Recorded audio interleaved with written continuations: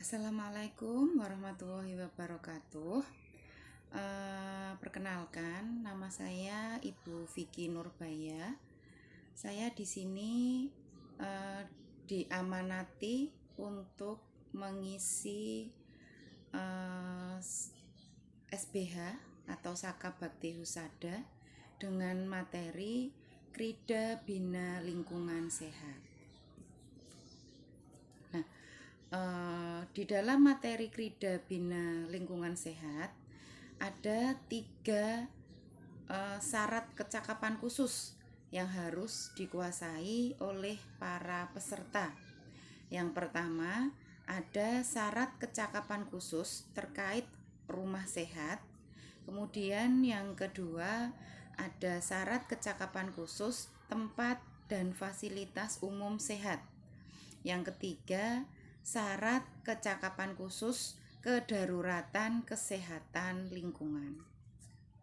Nah, yang pertama terkait dengan rumah sehat. Ada beberapa hal yang nanti akan saya sampaikan terkait rumah sehat. Yang pertama adalah rumah sehat itu bangunannya harus seperti apa, dindingnya harus seperti apa, atau syarat rumah sehat secara fisik itu seperti apa. Kemudian di situ sudah ada gambarnya ya, ada atap, ada dinding, ada jendela. Kemudian di situ ada gambar air, artinya rumah sehat juga dia harus punya pengolahan air bersih atau harus punya air bersih. Kemudian di situ sudah ada gambarnya juga bagaimana dengan pembuangan sampahnya. Selanjutnya bagaimana dengan jambannya atau MCK-nya. Dan yang terakhir adalah bagaimana dengan pengolahan limbah di rumah tersebut. Yang pertama, sebelum kita menginjak ke materi selanjutnya terkait syarat rumah sehat secara fisik, bangunannya seperti apa, atapnya seperti apa, lantainya seperti apa, ini ada beberapa persyaratan atau kecakapan khusus yang harus kalian miliki selaku pramuka pandega. Nah, ini yang pertama, menguasai materi syarat kecakapan khusus untuk pramuka penegak. Jadi nanti kalian harus menguasai materi ini dan harus berbagi dengan teman-teman yang lain. Kemudian yang kedua, mampu menilai rumah yang memenuhi syarat dan yang tidak memenuhi syarat kesehatan. Nanti bisa dipraktekkan sendiri di rumah ya, kira-kira rumah saya sesuaikah dengan syarat kesehatan, sudah memenuhi syarat atau belum. Kemudian yang ketiga, mampu menyampaikan hasil laporan penilaian rumah sehat. Ini biasanya dari Dinas Kesehatan akan meminta bantuan anak-anak di SBH untuk membantu melakukan penilaian rumah sehat, atau biasanya dari puskesmas ya. Yang keempat, mampu membantu memberikan rekomendasi hasil penilaian rumah sehat kepada pihak terkait. Yang terakhir, mampu memberikan penyuluhan tentang rumah sehat. Nah, sebelum kalian nanti memberikan penilaian atau menilai tentang rumah sehat, alangkah baiknya jika belajar untuk menilai dulu rumahnya masing-masing. Kira-kira bagaimana dengan rumah saya? Rumah saya sudah sesuai belum dengan syarat atau minimal kriteria rumah sehat. Nah, ini pengertian rumah. Rumah sehat itu adalah, jadi rumah itu tidak hanya sekedar tempat untuk melepas lelah, tapi rumah juga tempat untuk membangun dan membina kehidupan keluarga yang sehat dan sejahtera. Jadi sehat itu juga sehat dari komunikasinya, sehat dari tempat tinggalnya. Jadi rumah yang sehat itu rumah di mana kita bisa merasa nyaman berada di rumah kita. Jadi tidak ada rame-rame, tidak ada ribut-ribut perdebatan yang masalah-masalah yang tidak penting. Nah, ini juga pengertian dari rumah. Nah, sedangkan rumah sehat itu apa? Rumah sehat dan layak dihuni tidak harus mewah dan besar, tapi rumah yang sederhana dapat juga menjadi rumah yang sehat dan layak dihuni. Jadi bukan eh, bukan harus mewah, bukan harus mewah dan besar, tapi sederhana itu juga bisa dikatakan sebagai rumah yang sehat dan layak dihuni.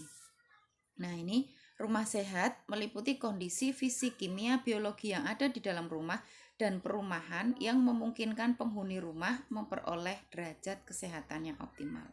Nanti kalian sudah dapat mata kuliah dasar kesehatan masyarakat belum ya? Nanti kalau di mata kuliah dasar kesehatan masyarakat, kalian akan belajar tentang sehat yang sebenarnya itu seperti apa, derajat kesehatan itu yang seperti apa. Ini aja hanya gambaran dasarnya.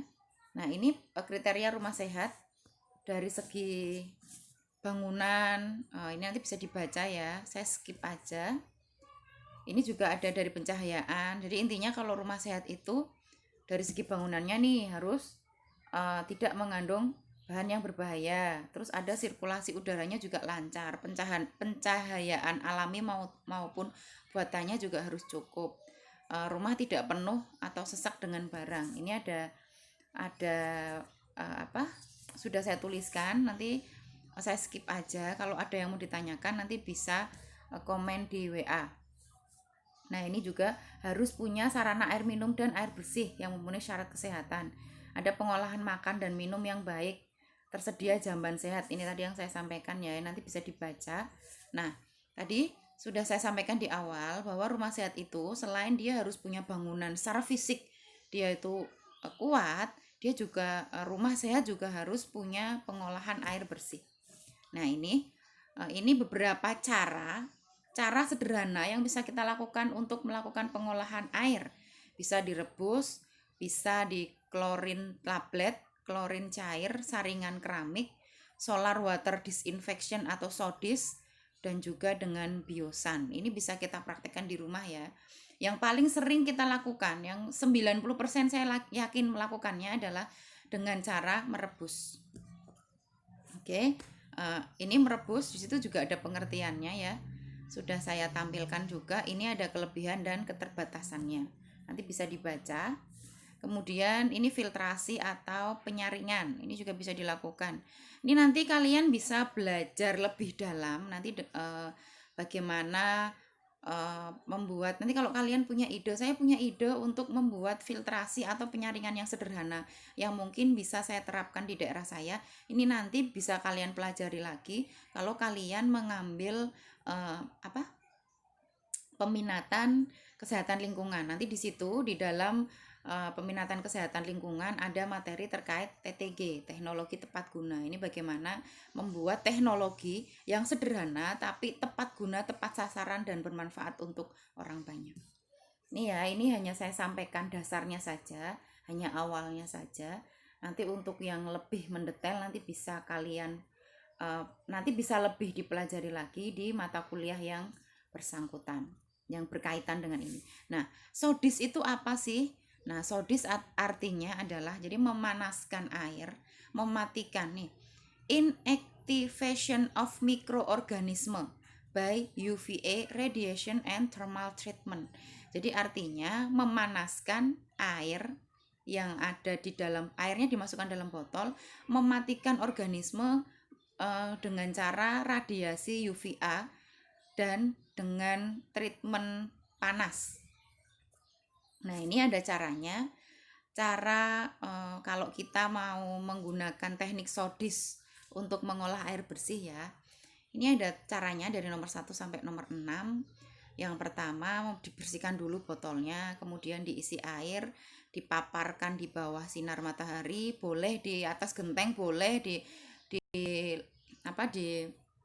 halaman, boleh dimanapun boleh, yang penting terpapar sinar matahari.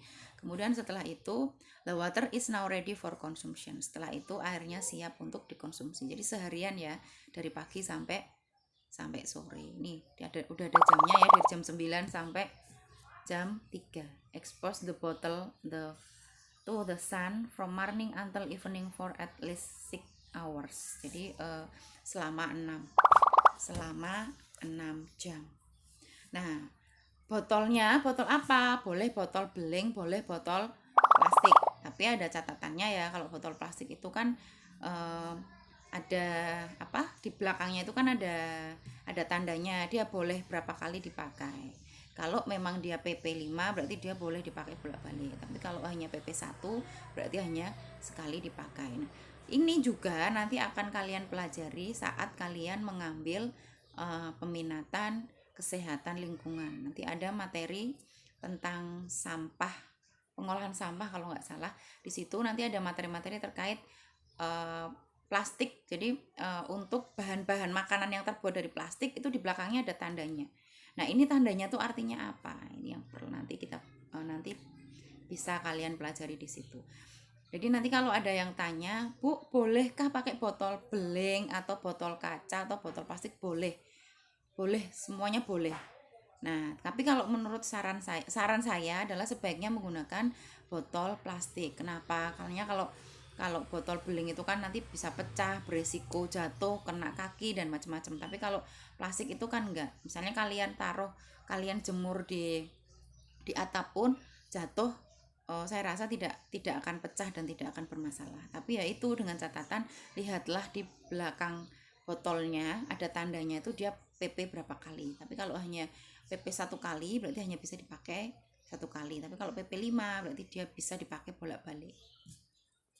Oke, selanjutnya nah ini SODIS ya, kelebihan dan keterbatasannya apa nanti bisa dipelajari sendiri. Ini adalah filtrasi atau penyaringan. Kalau yang tadi kan penyaringan, nah ini sama sih tapi ini dari saringan keramik. Tapi kalau ini dari biosan. Biosan itu bio, hidup, berarti dari melalui media pasir dan menggunakan lapisan biologis. Oke. Nah, ini wadah penyimpanan air minum. Nah, ini nanti bisa dibaca sendiri ya. Wadahnya tuh yang harus seperti apa? Intinya tertutup rapat, mau plastik mau beling, yang penting tertutup rapat jadi tidak ada bakteri atau debu atau mikroorganisme yang masuk. Oke, kebersihannya terjaga. Setelah tadi ada materi terkait pengolahan air bersih, ini kita lanjut ke selanjutnya, pengolahan sampah rumah tangga. Bagaimana kita mengelola sampah rumah tangga? Nah, kalau dulu trennya ada 3R, sekarang itu sudah kuno, sudah bukan lagi 3R, tapi kita lebih apa? Lebih mengarah menggunakan pengolahan sampah rumah tangga 5R. Apa 5R? Di situ sudah saya tuliskan ya. Ada refuse, reuse, rot, reduce, dan recycle. Sudah ada pengertiannya di situ. Silahkan nanti kalian bertanya kalau ada yang mau ditanyakan. Nanti materi juga akan saya share by WA group, by PJ mata kuliah. Oke, selanjutnya ada jamban sehat. Nah, ini syarat jamban sehat. Jamban sehat itu yang seperti apa? Di situ dibaca. Di sini sudah saya tuliskan ya, jamban sehat. Dia harus punya lubang resapan septic tank berjarak minimal 10 sampai 15 meter dari sumur atau dari sumber air minum. Ini kotoran atau tinja tidak dijamah oleh serangga maupun tikus. Jadi bukan lagi jamban yang cemplung-cemplung itu ya, tapi minimal menggunakan jamban yang seperti ini, leher angsa. Oke, ini udah ada syarat-syaratnya. Nanti bisa dipelajari, tersedia juga ventilasi udara. Semuanya lengkap ya, nanti bisa Nah, kalau ini terkait jambannya. Bagaimana dengan bangunannya? Oke, ini bangunannya. Jadi kalau membuat jamban sehat itu harus ada atapnya.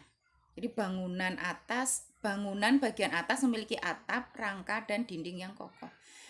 Juga harus punya pencahayaan sehingga toilet tetap bersih dan kering. Jadi kalau kamar mandinya lembab nanti banyak jamur atau bakteri yang tumbuh di situ. Ini juga ada penampungan airnya, harus memiliki ventilasi juga, memiliki sirkulasi udara ya. Ini sama dengan ventilasi, dan di septic tanknya ada lubang pembuangan gas. Nah, ini kemudian penampungan tinja. Nanti kalau kalian ngambil peminatan kesehatan lingkungan, di situ nanti juga kalian akan belajar bagaimana membuat struktur septic tank yang baik tapi tidak harus mewah dan mahal, dengan metode yang sederhana tapi sesuai dengan kriteria atau syarat jamban sehat. Ya, selanjutnya Pengolahan air limbah. Jangan dikira kalau rumah tangga itu juga tidak punya air limbah ya.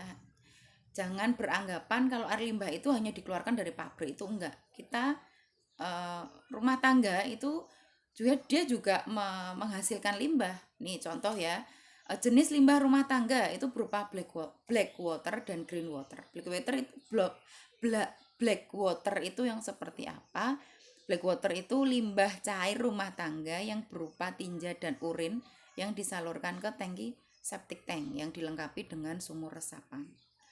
Ada green water, ini dari air cucian dapur, kamar mandi, air cuci tangan. Terus kalau mencuci piring, mencuci baju, ini juga air bekasnya ini juga masuk ke pembuang apa kategori limbah cair tapi yang green water. Nanti saat kalian masuk atau mengambil peminatan kesehatan lingkungan, kalian juga akan belajar tentang ini, bagaimana cara mengolah limbah yang baik dan benar. Oke, dan kemungkinan kalian juga akan ketemu dengan saya lagi karena saya mengampu mata kuliah di situ. Nah, ini ada prinsip pengamanan limbah cair rumah tangga. Nih, nanti bisa dibaca ya. Oke, next. Nah, ini gambaran sederhana bagaimana mengolah limbah cair di rumah tangga. Jadi dipisah antara ini, di sini kan ada gambar 1, 2, 3, enggak ada keterangannya ya, tapi di sini tuh yang paling pojok atas sana, ini yang di sini itu limbah dari dapur, yang tadi air cucian sayuran, terus air cucian piring. Nah, kemudian di tengah, yang di tengah itu di tengah air limbah dari kamar mandi. Dari kamar mandi, air mandi misalnya kalau kalian mandi, yang sebelahnya yang paling pojok sendiri agak besar itu air dari WC. Dari WC tadi ya jamban. Dan ini airnya ditampung sendiri-sendiri, ada bak penampungnya, kemudian jadi satu, diolah, dimasukkan ke sini. Jadi ini dari ditampung sendiri-sendiri, kemudian ada satu saluran pipa yang masuk ke pengolahan yang sifatnya komunal. Kalau ini kan sistemnya terpusat, namanya sistem pengolahan limbah komunal terpusat. Nah, seperti ini. Oke, ini desain untuk sistem pengolahan air limbah yang sederhana. Ini di sini bisa kalian lihat ya.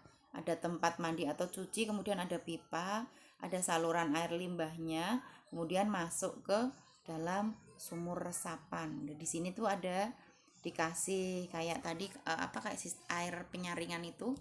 Jadi lubang diameternya di sini ada.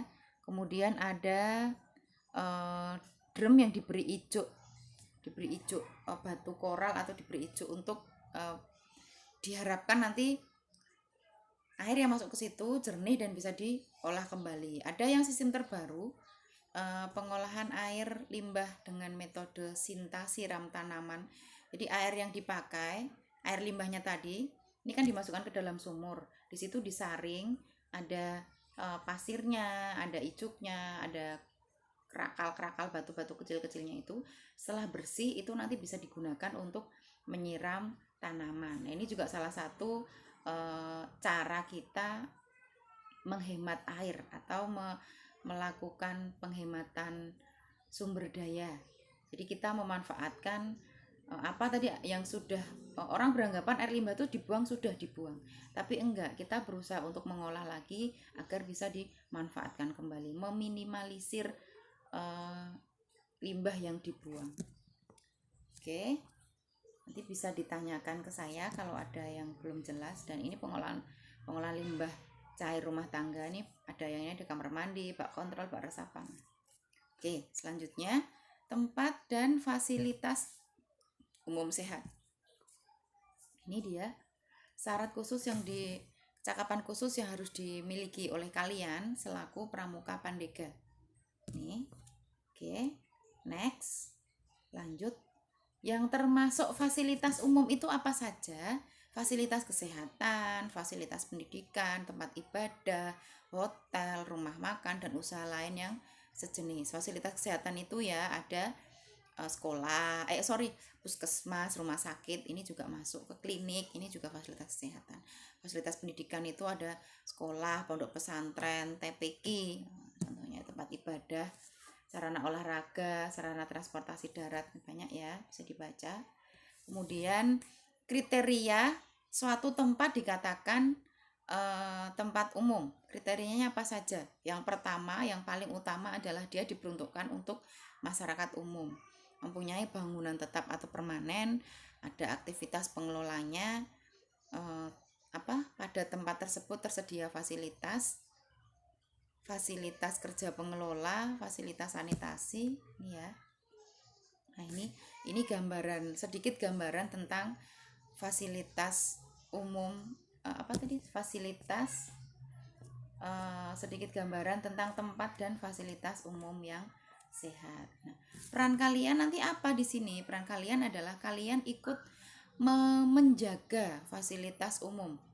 Biasanya kan banyak orang yang tidak bertanggung jawab ya, fasilitas umum dicoret-coret, fasilitas umum tidak dirawat, membuang sampah sembarangan. Nah, di sini kalian selaku pramuka Pandega, selaku mahasiswa FKM khususnya, dan sudah memperoleh mata kuliah terkait Krida Bina Lingkungan Sehat, kalian juga harus bisa ikut menumbuhkan rasa peduli dengan lingkungan di sekitar, ikut menjaga fasilitas umum yang ada di sekitar kalian. Gak usah jauh-jauh, ikutlah menjaga fasilitas umum yang ada di kampus dengan cara tidak mencoret-coret tembok, terus membuang sampah pada tempatnya, karena di kampus itu sudah disediakan tempat sampah ya. Jadi habis makan cilok ya jangan asal dibuang sampahnya. Oke, nah ini kedaruratan kesehatan lingkungan. Ini syarat kecakapan khusus yang harus dimiliki oleh seorang pramuka Pandega terkait kedaruratan kesehatan lingkungan. Ini lebih ke bencana. Nah, kebetulan bencana adalah bidang saya. Jadi kalau kalian nanti masuk ke peminatan kesehatan lingkungan, kalian akan ketemu saya dan saya akan mengampu mata kuliah tentang manajemen bencana.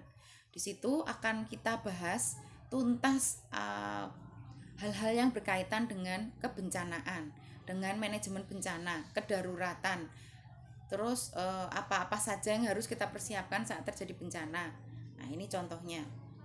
Kalau banjir, kita ketemu bencana banjir tentu akan berbeda dengan kita ketemu bencana gunung meletus. Bagaimana? Apa yang harus kita lakukan? Nah, ini nanti akan kalian pelajari kalau kalian mengambil peminatan kesehatan lingkungan dan mengambil mata kuliah manajemen bencana. Ini sedikit prolog atau sedikit pengantar tentang bencana. Bencana itu apa sih? Menurut Undang-Undang Nomor 24 Tahun 2007, bencana adalah peristiwa atau rangkaian peristiwa yang mengancam kehidupan masyarakat. Bisa disebabkan oleh faktor alam, non-alam, maupun faktor manusia. Menimbulkan korban jiwa, kerusakan lingkungan, kerugian harta benda, dan dampak psikologis. Kalau tidak mengancam, disebut bencana tidak? Tidak.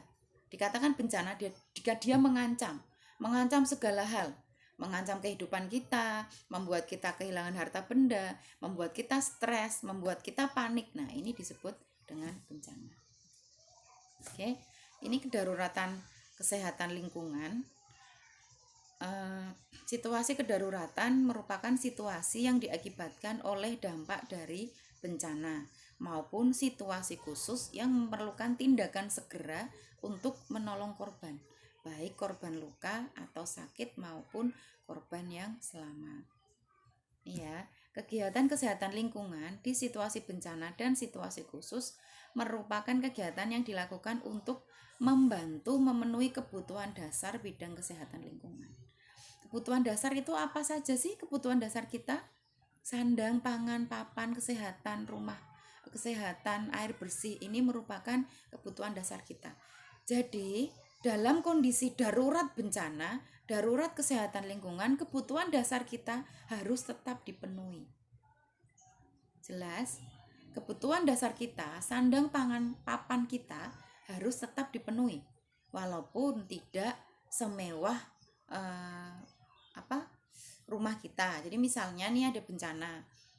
Kebutuhan dasar kita apa? Makanan. Makanan tetap harus tersedia. Bagaimanapun caranya harus tetap tersedia. Caranya dengan cara apa? Akhirnya kita mendirikan posko makanan sehat, kita mendirikan shelter atau tempat pengungsian, kita mencari sumbangan untuk pakaian, popok, baju bayi, selimut. Nah, ini kebutuhan dasar kita tetap harus terpenuhi dalam kondisi kedaruratan apapun. Dalam kondisi seperti apapun, kebutuhan dasar kita harus terpenuhi, termasuk di dalamnya ada air bersih dan pelayanan kesehatan. Bisa nggak kalau misalnya air bersih, nanti kita minumnya nanti saja setelah bencana selesai? Nggak bisa. Kondisi bencana pun kita tetap butuh minum, kita tetap butuh pelayanan kesehatan. Nah, ini masalah yang sering ada atau masalah kesehatan yang sering kita jumpai saat kondisi darurat adalah penyakit infeksi atau penyakit menular. Nah, yang terbawa oleh air. Ini kondisi kesehatan lingkungan yang buruk, kepadatan tingginya kepadatan penduduk di tempat pengungsian akan membuat kita jadi mudah sakit atau mudah tertular penyakit. Kalian bisa bayangkan ya, kalau kita mengungsi itu seperti apa? Mengungsi itu mengungsi itu tidak seperti kalau kita menginap di hotel, bukan seperti itu.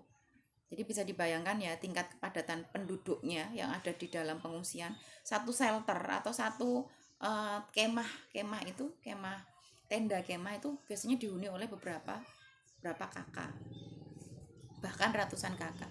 Nah, seperti ini, hal-hal seperti ini akan memicu memudahkan penyakit mudah menular karena kondisi lingkungan yang buruk. Ditambah lagi vektor penyebar penyakit, nyamuk, ya kan, nyamuk. Terus kadang buang sampahnya sembarangan, BAB-nya sembarangan karena tidak ada jamban seperti di rumah misalnya. Nah, ini juga akan memberi efek yang luar biasa, akan berdampak terhadap kesehatan kita. Oke, ini upaya yang dilakukan, melakukan penanggulangan gawat darurat medik massal. Kemudian ada pemberantasan penyakit menular, termasuk imunisasi, penyehatan lingkungan. Nah, ini salah satu hal yang perlu mendapat perhatian adalah masalah ketersediaan air bersih. Jadi kita dimanapun kita, seperti apapun kondisi kita selalu butuh air bersih, dan itu wajib, tidak boleh tidak, harus terpenuhi. Nah, ini ada ya penyediaan air bersih pada hari pertama sampai hari ketiga terjadi bencana, butuh air bersih 5 liter per orang per hari. Kemudian untuk hari keempat dan seterusnya itu naik menjadi 15 sampai 20 liter per hari. Oke. Ini daftar pusaka yang saya gunakan dari Kementerian Kesehatan Republik Indonesia tahun 2018 tentang pedoman pembinaan Krida Bina Lingkungan Sehat. Kalian bisa cek di situ, kalian bisa download materi selengkapnya, pedoman pembinaan Krida Bina Lingkungan Sehat. Demikian materi dari saya. Terima kasih. Ada kurang dan lebihnya saya sampaikan. Terima kasih atas perhatiannya. Wassalamualaikum warahmatullahi wabarakatuh. Jangan lupa kalau ada pertanyaan silahkan disampaikan ke PJ, dan PJ yang akan WA saya. Jadi satu pintu lewat PJ. Jadi saya enak kalau ngecek atau ngontrol kalian lewat satu pintu, yaitu lewat PJ.